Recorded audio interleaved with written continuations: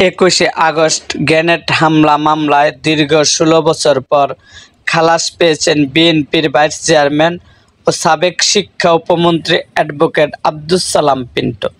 তার খালাসের খবর আজ রোববার দুপুরের দিকে টাঙ্গাইলের ভুয়াপুরে আনন্দ মিছিল ও মিষ্টি বিতরণ করেছেন উপজেলা বিএনপির নেতাকর্মীরা।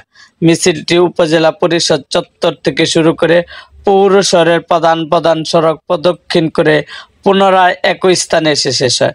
এ সময় মিছিলে উপস্থিত ছিলেন উপজেলা বিএনপির সাধারণ সম্পাদক সেলিমুজ্জামান তালুকদার সেলু, সিনিয়র সহসভাপতি ফরহাদুল ইসলাম শাপলা, সাংগঠনিক সম্পাদক মিন্টু মিয়া, পৌর বিএনপির সাধারণ সম্পাদক লুৎফর রহমান তালুকদার গিয়াস, উপজেলা শ্রমিক দলের সভাপতি আলমগীর হোসেন, উপজেলা যুবদলের যুগ্ম আহ্বায়ক রাজীব হোসেন কফিল, নিকরাইল ইউনিয়ন বিএনপির সাধারণ সম্পাদক জাহাঙ্গীর হোসেন মণ্ডল প্রমুখ।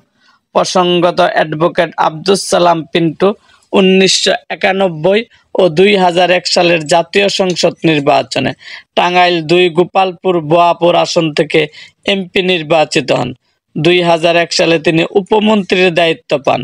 ২০০৮ সালের জানুয়ারিতে তিনি ২১শে আগস্ট গ্রেনেড হামলা মামলায় গ্রেপ্তার হন। গ্রেপ্তারের পর থেকেই তিনি কারাগারে আটক ছিলেন।